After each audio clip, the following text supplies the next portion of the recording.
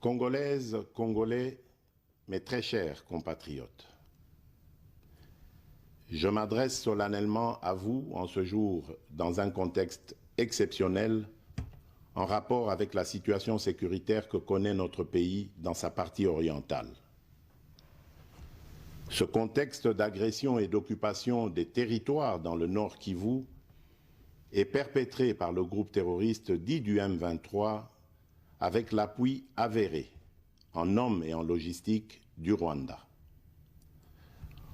Au moment où je fais cette adresse, nos agresseurs occupent certaines localités dans le territoire de Rutshuru, occasionnant ainsi un drame humanitaire avec plus de 200 000 compatriotes forcés de fuir les affres terroristes dans les zones de combat. Ils se retrouvent en dehors de chez eux, sans logis, sans nourriture et sans soins. Des instructions précises ont été données au gouvernement pour leur rassemblement et leur prise en charge. Au-delà de ces efforts, j'en appelle à un élan général de solidarité pour alléger leur fardeau. Certes, cette situation n'est pas nouvelle. En effet, depuis plusieurs décennies, des groupes armés nationaux et étrangers écument l'Est de notre pays en y commettant des atrocités innombrables sur fond d'exploitation illégale de nos ressources naturelles. C'est ainsi qu'à l'occasion de mon avènement, j'avais été amené à prendre l'engagement devant la nation de rétablir au cours de mon mandat la paix et la sécurité là où elles sont compromises et de les consolider là où elles existent. Sitôt dit, sitôt fait, j'ai sans délai et de bonne foi commencé à développer, notamment avec tous nos 9 pays voisins, une diplomatie de proximité en vue d'établir avec eux des relations de coopération franches, transparentes et de caractère gagnant-gagnant. Avec l'Ouganda, par exemple, nous sommes allés jusqu'à décider de mutualiser nos forces armées afin de combattre ensemble la nébuleuse des ADF, une milice d'origine ougandaise qui cependant n'opère que dans le Nord Kivu. Et aussi, nous avons lancé 2 projets de construction de routes transnationales. Avec le Rwanda, un mémorandum d'entente a été signé dans le commerce de l'or avec une entreprise nationale. Une ligne aérienne a été ouverte à la compagnie nationale rwandaise dans notre pays et un accord de non-double taxation a été signé. Malgré cela, ce pays va nous surprendre en réactivant les terroristes du M23.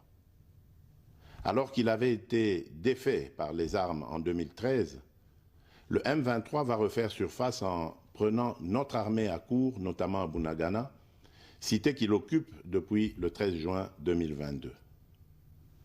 En effet, sous la fallacieuse accusation de soutien des FARDC au FDLR, le Rwanda a en réalité des velléités expansionnistes, avec comme intérêt principal l'appropriation de nos minerais, et pour ce faire, il s'active à déstabiliser l'Est du Congo pour créer une zone de non-droit en vue d'assouvir ses appétits criminels. Pour faire face à cette situation, 2 options s'offraient à nous, la diplomatie ou la guerre. J'ai résolu de privilégier la première option, quitte à en venir à la seconde, faute de résultats. L'option diplomatique a donc été mise en œuvre. C'est ici l'occasion pour nous de rappeler que notre attachement à la recherche de la paix par des voies pacifiques n'est aucunement un signe de faiblesse, moins encore un aveu d'une incapacité de notre pays à s'inscrire dans une logique de guerre totale contre tous ceux qui continuent à abuser de notre patience, mais plutôt une expression de notre culture de paix et de notre identité légendaire de peuple hospitalier. C'est ainsi que dès le 20 juin 2022, j'ai pris part aux travaux du 3e conclave des chefs d'État membres de la Communauté d'Afrique de l'Est à Nairobi, au Kenya, qui avait comme agenda l'examen de la situation sécuritaire dans l'Est de notre pays.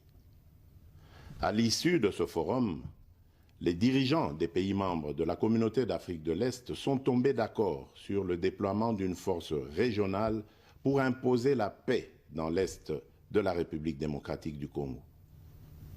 Le sommet a appelé à une cessation immédiate de toutes les hostilités à l'Est de notre pays et a demandé à tous les groupes armés, tant étrangers que locaux, à déposer les armes immédiatement et sans condition et à s'engager dans le processus politique.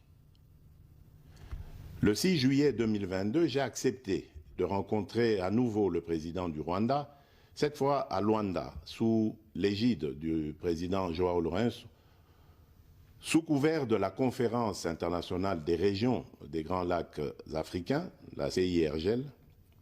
Il en est sorti une feuille de route qui stipule entre autres objectifs normaliser les relations politiques et diplomatiques entre la République démocratique du Congo et le Rwanda.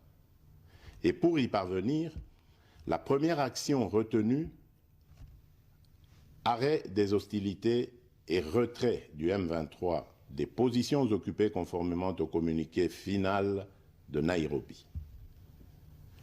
Une fois de plus, aucune avancée sur le terrain de la paix attendue par notre population n'a été observée. La dernière activité diplomatique en date a été la rencontre avec le président Paul Kagame autour du président français Emmanuel Macron et à l'initiative de ce dernier, en marge de l'Assemblée générale des Nations unies à New York. Ici également, pour l'essentiel, il a été acté le principe d'un cessez-le-feu immédiat et du retrait inconditionnel du M23 des positions qu'il occupe, toujours sans résultat tangible sur le terrain. Mes chers compatriotes, comme vous pouvez le constater, malgré notre investissement et les efforts fournis dans cette optique, la paix et la sécurité ne sont pas au rendez-vous. Garant de l'indépendance, de l'unité nationale et de l'intégrité territoriale, je réitère mon engagement constitutionnel de défendre la patrie jusqu'au sacrifice suprême. Mes très chers compatriotes, ne doutons jamais qu'ensemble réfléchis et engagés, nous puissions changer le monde.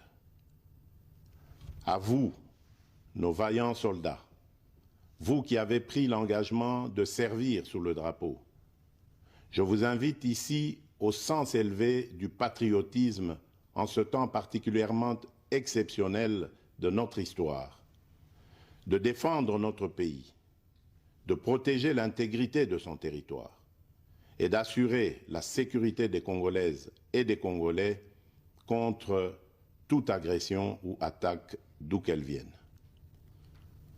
À vous, mes très chers compatriotes, la guerre qui nous est imposée par nos voisins exige de chacun de nous des sacrifices.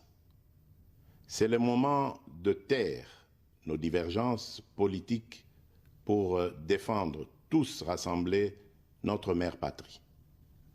Notre histoire et notre marche commune ont sans cesse démontré que, loin de s'effondrer, notre nation et son peuple ont toujours relevé ce genre de défis et nous en sommes toujours sortis victorieux.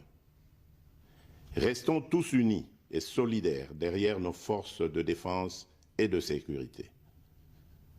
La situation actuelle, loin de nous affecter, n'est qu'une épreuve de plus que nous allons surmonter pour raffermir davantage notre unité.